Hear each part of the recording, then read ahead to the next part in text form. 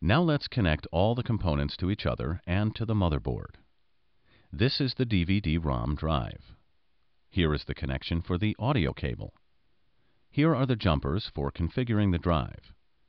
Make sure you have set these to the slave setting as we described in Chapter 9. Next is the IDE interface connector. And this is the connector for the power cable. Here we have the audio cable that will connect here and then attach to the sound card.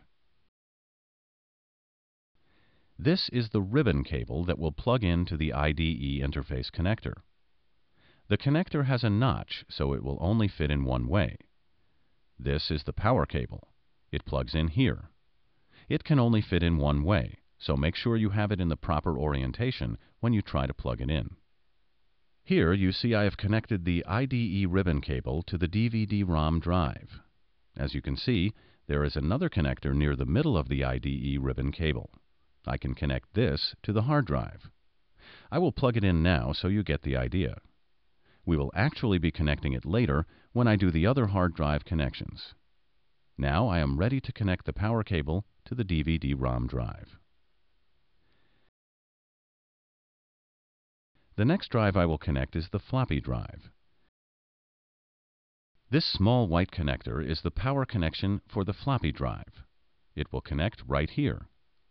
This is the floppy I/O cable. It will connect to the floppy drive here. After you have connected the power cable and I/O cable to the floppy drive, we can move on to the hard drive. This is the IDE interface connector of the hard drive. You will notice it is exactly the same as the connector on the DVD-ROM drive. Here we have the jumpers for the drive. Make sure you have set these to the master setting as we described in Chapter 8. After you have connected the ribbon cable and the power cable to your hard drive, we can look at our work. Here we have the connections of the DVD-ROM drive, the audio cable, the IDE ribbon cable, and the power cable.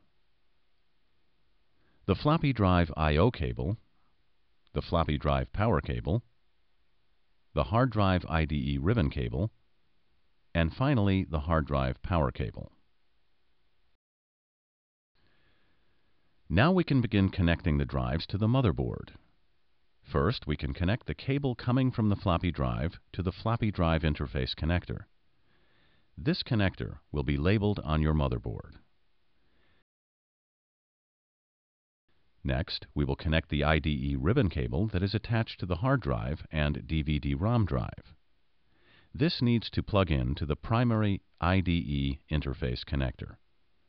This will also be labeled on your motherboard. Make sure the connection is nice and snug. Here you can see all of our drive connections are complete. You might want to review this section if anything is unclear. Also, if you are having problems identifying any of the connectors, you should consult your motherboard manual for a diagram of your specific board. Now we can connect the power connector to the motherboard. This wire harness is attached to the case's power supply and has a plastic plug that will fit into your motherboard. The plug will only fit in one way, so make sure you have the correct orientation. Now we are almost done.